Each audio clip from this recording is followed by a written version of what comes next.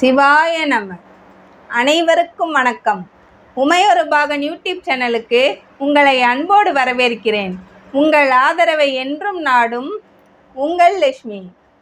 நம்ம பெரிய புராணத்தில் வர்ற 63 நாயன்மார்களை பற்றி வரிசையாக பார்த்துட்டே வரோம். இன்றைக்கி நம்ம பார்க்கக்கூடிய நாயன்மார் சண்டிகேஸ்வர நாயனார். சுந்தரர் இவரை பற்றி சொல்லும்போது, மெய்மையே திருமேனி வழிபடா நிற்க வெகுண்டெழுந்த தாதைத்தாள் மழுவினால் எறிந்த அம்மையான் அடிச்சண்டி பெருமானுக்கடியேன் என்று போற்றி வணங்கி பாடியுள்ளார். இப்படிப்பட்ட சிறப்பு வாய்ந்த நம்மோட சண்டிகேஸ்வர நாயனார் சோழ நாட்டில் மன்னியாற்றங்கரையில் திருசெய்ஞலூர் அப்படிங்கிற ஊரில் பிறந்திருக்காரு. இவரோட பெற்றோர் எச்சத்தச்சன் பவித்ரை. நம்ம சண்டிகேஸ்வர நாயனாருடைய இயற்பெயர் விசார சர்மர். இந்த விசார சர்மர் சின்ன வயசுலே ரொம்ப புத்திசாலியாக இருந்திருக்காரு. அறிவு, நல்லொழுக்கம் இவையெல்லாம் போன ஜென்மத்தோட தொடர்ச்சி. அதனால விசார சர்மர் போன ஜென்மத்தில் என்னென்ன புண்ணியம் பண்ணாரோ அதுக்கு தகுந்தாப்புல இப்போ ரொம்ப புத்திசாலியாக இருந்திருக்காரு. அவருக்கு 5 வயது ஆகும்போது அவங்க அப்பா வேதம் படிக்கிறதுக்காக அவரை ஆசிரியர்கிட்ட சேர்த்து விட்டுருக்காரு. ஆனால் ஆசிரியர் வேதத்தோட உள்பொருளை சொல்ல முன்னையே நம்மோட விசார சர்மர் அதோட உட்பொருளை தெரிஞ்சுக்கிட்டு சொன்னாராம். இவ்வளவு அறிவாக அவர் இருந்திருக்காரு. அதனால் ஆசிரியர்கள் இவன் ரொம்ப திறமையான பையன் சொல்லி பாராட்டியிருக்காங்க. நம்மோட விசார சர்மருக்கு 7 வயசு ஆகும்போது ஒரு நாள் வேதம் படிக்கிறதுக்காக மாணவர்களோடு சேர்ந்து பாடசாலைக்கு போய்கிட்டு இருந்திருக்காரு. அப்போது மாடு மேய்க்கிற ஒரு பையன் நிறைய பசுமாடுகளை மேய்ச்சலுக்கு அழைச்சிட்டு போயிட்டு இருந்திருக்கான். அதில் ஒரு பசுமாடு அந்த மாடு மேய்க்கிற பையனை லேசாக முட்டதுக்கு வந்தோடனே அந்த பையன் தன்னோட கையில் வச்சுருப்பாம்ல குச்சி, அந்த குச்சி வச்சு அதை ஒரு அடி அடிச்சிருக்கான். உடனே விசார சர்மருக்கு கோபம் வந்திருக்கு. அப்படி செய்யக்கூடாதுப்பா, பசுமாடு ரொம்ப மேன்மை பொருந்திய உயிரினம், அதை அதற்கு நம்ம எந்த தீங்கும் செய்யக்கூடாது. பசுமாட்டில் இருந்து தான் நமக்கு திருநீர் கிடைக்கி. அதனால் நீ இனிமேல் மாடுகளை மேய்க்க வேண்டாம், அந்த மாடுகளை மேய்க்கிற பொறுப்பை நான் ஏற்றுக்கிறேன்னு சொல்லி நம்மோட விசார சர்மர் அன்னையிலிருந்து பசுமாடுகளை மேய்ச்சலுக்கு அழைச்சிட்டு போனாராம். விசார சர்மர் அந்த பசுக்கள் மீது ரொம்ப அன்பாக இருந்திருக்காரு. ஒரு தாய் தன்னோட குழந்தைய எப்படி கவனிச்சுப்பா, அந்த மாதிரி விசார சர்மர் அந்த பசுக்களை நல்ல புல்லில் மேய விட்டு நல்ல தண்ணியை அருந்த வச்சு பத்திரமா கூட்டிகிட்டு போயிட்டு வந்திருக்காரு. அந்த இளங்கன்றுகளெல்லாம் விட்டுட்டு வரும் பார்த்தீங்களா, அந்த பசுமாடுகள், அந்த மாடுகள்லாம் விசார சர்மர் தான் தன்னோட கன்றுன்னு நினச்சி விசார சர்மர்கிட்ட நல்லபடியாக பழகி வந்திருக்கு. இப்படியே நாட்கள் போகும்போது நம்மோட விசார சர்மருக்கு பூர்வ ஜென்ம புண்ணியத்தால் சிவ பூஜை செய்யணும் அப்படிங்கிற ஆசை ரொம்ப வந்திருக்கு. அந்த உடனே அவர் என்ன பண்ணியிருக்காருனா, மன்னி ஆற்றங்கரைக்கு தானே அழைச்சிட்டு போயிருக்காரு மாடுகளெல்லாம். அந்த ஆற்றங்கரை மணலில் ஆத்திமரம் இருந்திருக்கு. அதுக்கு நிழலில் இவர் ஒரு சிவலிங்கத்தை அமைச்சிருக்காரு. மணலால் சிவலிங்கம் அமைச்சு அந்த சிவலிங்கத்தை வணங்கியிருக்காரு. அந்த ஆத்திமர பூக்களை எடுத்து அந்த சிவலிங்கத்துக்கு போடவும், இந்த பசுமாடெல்லாம் ஓட்டிகிட்டு போனார்ல, அந்த மாடுகள்கிட்ட இருந்து பால் கறந்து அதை பூஜை பண்ணவுமா இருந்திருக்காரு நம்மோட விசார சர்மர். இதையெல்லாம் அந்த ஊர் மக்கள் கேள்விப்பட்ட உடனே நேராக விசார சர்மருடைய அப்பா இருக்காங்களா, அவங்கக்கிட்ட போயிட்டாங்க. போயிட்டு, உங்களுடைய பையன் இந்த மாதிரி மணலில் பாலை கொட்டிடுதான், எங்களுக்கு பால் இல்லாமல் நாங்கள் சங்கடப்படுறோம் அப்படின்ட்டு எச்சத்தச்சன்கிட்ட சொன்ன உடனேயும் அவர் கோவப்பட்டிருக்காரு. நாளைக்கு நம்ம போய் பார்ப்போம் அப்படின்னு நினச்சி மறுநாள் அந்த மன்னியாற்றங்கரைக்கு தன்னோட பையனுக்கு தெரியாமலே போயிருக்காரு. அங்கே போய் நம்மோட விசார சர்மர் என்ன பண்ணுவார் நமக்கு தெரியும் தானே. போன உடனேயும் மணலால் ஆன சிவலிங்கத்தை வணங்கிட்டு ஆத்திமர பூக்களெல்லாம் எடுத்து அங்கே போட்டுட்டு பசுக்களை லேசாக தடவி கொடுத்தாராம். அவருடைய கைப்படவும் பசுக்கள்லாம் அப்படி பாலை தன்னால் சொரிஞ்சிருக்கு. அதை குடங்குடமாக நிறச்சி நம்மோட சிவபெருமானுக்கு அபிஷேகம் பண்ணணும்னு வச்சுருந்துருக்காரு. இதையெல்லாம் ஒரு மரத்துக்கு பின்னாடி இருந்து கவனிச்சிட்டு இருந்திருக்காரு எச்சத்தச்சன்.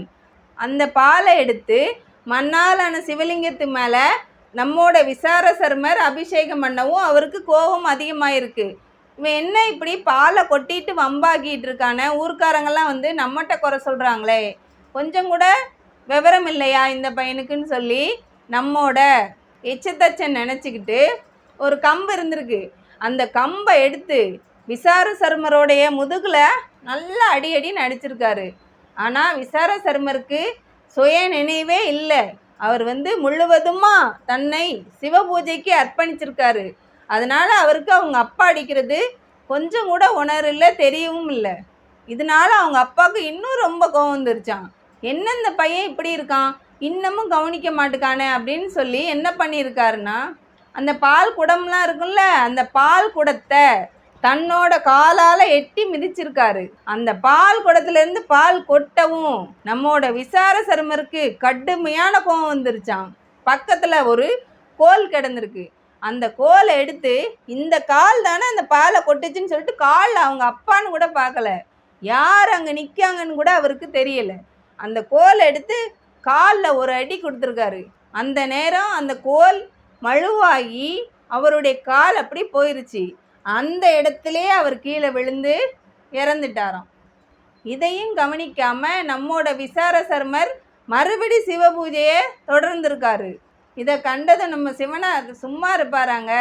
உடனே ரிஷப வாகனத்தில் உமையம்மை அழைச்சிட்டு அங்கே வந்துட்டாராம். வந்து விசார சர்மரை பக்கத்தில் அழைச்சி அவனை அப்படி கோதி விட்டு, என்னப்பா, என்னுடைய சிவ பூஜைக்காக இந்த மாதிரியான வேலையை நீ செஞ்சிட்ட, உன்னோட உடம்பை பெற்ற அப்பா இறந்துட்டாரு, இனிமே நான் தான் உனக்கு அப்பா, நீ எனக்கு மகன் சொல்லிட்டு தன்னோட தலையில் கொன்றை மலர் அணிஞ்சிருப்பார் இல்லையா சிவனார், அந்த கொன்றை மலரை எடுத்து விசார சர்மருக்கு சூட்டி இருக்காரு நம்மோட சிவனார். அதுக்கப்புறம் விசார சர்மருக்கு உயர்ந்த பதவியாகிய சண்டிகேஸ்வரர் பதவியையும் தந்திருக்காரு நம்மோட சிவனார். இந்த நேரத்தில் நமக்கு என்ன தோணும் அப்படின்னா, ஒரு அப்பாவுக்கு இப்படி ஒரு தீவினை பண்ணியிருக்காரு இந்த விசார சர்மர், இவருக்கு ஏன் சிவனார் இப்படி ஒரு பதவியை கொடுத்து தன்னோட மகனாக தத்தெடுத்திருக்காரு அப்படின்னு தோணும் இல்லையா? அப்படி நமக்கு தோணக்கூடாது. ஏன் அப்படின்னா, இப்போ இராணுவ வீரர்கள்லாம் இருக்காங்க. அவங்க போரில் எதிரிகளை துவம்சம் பண்ணுறாங்க. அப்போ இராணுவ வீரர்கள் எதிரிகளை கொண்டுட்டாங்கன்னு சொல்லிட்டு அவங்கள நம்ம சிறையில் அடைக்கலை, அவங்களுக்கு தங்க பதக்கம் கொடுத்து கௌரவிக்கும். ஏன்? ஒருத்தர் செய்கிறது நல்வினையா தீவினையா, இதை நம்ம எதை வச்சு முடிவு பண்ணுறோம்? அந்த வினைக்கு என்ன பயன் கிடைக்கி, அதை வச்சு தானே முடிவு பண்ணுறோம். அந்த வகையில் தான் நம்ம விசார சர்மர் செஞ்சதையும் எடுத்து பார்க்கணும். அடுத்து, விசார சர்மர் பசுக்கள் மேலே எவ்வளவு அன்பாக இருந்தார். பசுக்களை ஒருத்தர் லேசாக அடிக்கிறத கூட அவரால் தாங்கிக்க முடியலை. அவ்வளோ தூரம் இரக்க சுபாவம் உள்ளவர் தானே. அவர் அவங்க அப்பாவுக்கு தீங்கு செய்வாரா அப்படின்னா கிடையாது. விசார சர்மர் முழுவதுமாக சிவசிந்தனையில் இருந்திருக்காரு. அதனால் அவர் செய்யக்கூடிய எந்த ஒரு செயலும் சிவனுடைய செயலாக தான் இருக்கும். அதனால தான் விசார சர்மருடைய அப்பாவுக்கு நம்மோட சிவனார் சிவலோக பதவியை கொடுத்தாரு. விசார சர்மருக்கு சண்டிகேஸ்வரர் பதவியை கொடுத்துருக்காரு. இந்த சண்டீஸ்வரர் அல்லது சண்டிகேஸ்வர நாயனார் ஒவ்வொரு சிவன் கோயில்லையும் இருக்காங்க. நம்ம சிவனெல்லாம் தரிசனம் பண்ணி முடித்ததுக்கு அப்புறமா சண்டிகேஸ்வரர் சந்நிதியில் போய் கை தட்டி கும்பிடக்கூடாது. எதுக்காக அப்படின்னா, சண்டிகேஸ்வரர் எப்போதும் இடையறாத தியானத்தில் இருப்பார், சிவ சிந்தனையில் எந்நேரம் இருக்கார். நம்ம கை தட்டி அவரை தொந்தரவு பண்ணக்கூடாது. நம்ம சிவனார் கோயிலிருந்து எதையுமே எடுத்துகிட்டு போகலை அப்படின்னு சொல்லிட்டு இப்படி கையை இப்படி காமிச்சிட்டு வரணும். அப்படி போய் நம்ம அவரை வேண்டிட்டு வரும்போது சிவ தரிசனத்தோட பயனை நமக்கு தருவார் சண்டிகேஸ்வர நாயனார். இந்த சண்டிகேஸ்வர நாயனார் சிவபெருமான் உடுக்கும் உடை, உண்ணும் உணவு, பரிகலம், சூடும் மாலை இவற்றுக்கெல்லாம் உரிமையாளராக இருக்கின்றார். இவர் இடையறாத தியானத்தில் இருந்தாலும் சிவபெருமானுடைய கோயிலுக்கு வர்ற அடியார்களுடைய கணக்கு வழக்குகளை தெளிவாக செய்வார். ஏன்னா இவர் ஏற்கனவே சிவ சிந்தனையிலே தானே இருந்திருக்காரு.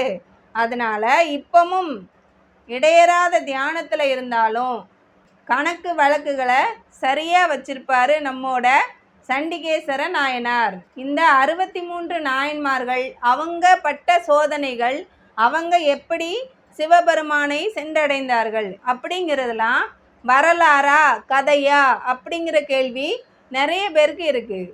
கட்டாயமாக இது வரலாறு.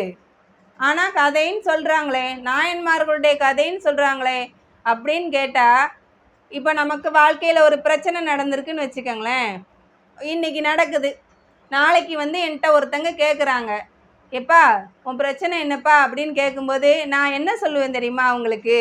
என் கதையை கேட்டேன்னா இன்னைக்கு முழுசா நீ உட்காந்து அழுவப்பா, கேட்காத விட்டுரு அப்படின்னு சொல்லுவேன். அப்போ என்னுடைய கதை அப்படின்னு நான் சொல்கிறது அது கதையாங்க? கதை இல்லை, நான் பட்ட சோதனைகளை தான் நான் அப்படி சொல்கிறேன். எல்லாரும் நம்ம ஒவ்வொரு கட்டத்தில் நமக்கு நேர்ந்ததை கதைன்னு நம்ம வாயினாலேயே சொல்லியிருப்போம். 63 நாயன்மார்களும் வாழ்ந்திருக்காங்க. எப்படி வாழணும், எப்படி சிவபெருமானை சென்று அடையணும் அப்படின்னு நமக்கு வாழ்ந்து காமிச்சிருக்காங்க. அதை நம்ம கதை அப்படின்னு நினச்சோன்னு வச்சுக்கோங்களேன், அப்போ நம்ம வாழ்கிறத நம்ம என்னங்க சொல்ல முடியும் சொல்லுங்க? மெய்ப்பொருளை உணர்ந்து மெய்ப்பொருளை சேரும் வழியை நமக்கு காமிச்சிருக்காங்க அவங்க. 63 நாயன்மார்களும் வாழ்ந்திருக்காங்க அப்படின்னு நாங்கள் எப்படி தெரிஞ்சுக்கிறது அப்படின்னு நீங்கள் கேட்டிங்கன்னு வச்சுக்கோங்களேன், நான் உங்களுக்கு ஒன்று சொல்லட்டுமா? என்னுடைய வாழ்க்கையில் நடந்த அனுபவத்தை சொல்கிறேன். ஏதாவது ஒரு நாயன்மாரை, உங்களுக்கு பிடிச்ச நாயன்மாரை நீங்கள் கெட்டியாக பிடிச்சிக்கோங்க. அவங்கள தினமும் மனசில் நினச்சி வணங்குங்க. உங்களுக்கு கேட்குற நல்லது அடுத்தவங்களுக்கு கெடுதலாக இருக்கக்கூடாது. அந்த மாதிரி ஒரு நல்லதை நீங்கள் கேளுங்க, கட்டாயம் அந்த நாயன்மார் உங்களுக்கு அதை தருவார். இந்த சண்டிகேஸ்வர நாயனார் அல்லது சண்டீஸ்வர நாயனார் இவருடைய வரலாற்றிலிருந்து நம்ம என்ன தெரிஞ்சுக்கணும் அப்படின்னா, எந்த ஒரு வேலையை நம்ம கையில் எடுத்தாலும் சரி, அந்த வேலையை ரொம்ப நுணுக்கமாக செய்யணும், விரும்பி செய்யணும், அந்த வேலையை ஆழமாக ஊன்றி செய்யணும்.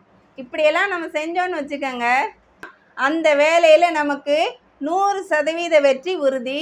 நமக்கு அந்த வேலையின் மூலமாக நல்ல மரியாதையும் கிடைக்கும் என்று கூறி இன்றைய நாயன்மாரான சண்டிகேஸ்வர நாயனாரை வணங்கி இந்த உரையை முடித்துக்கொள்கிறேன்.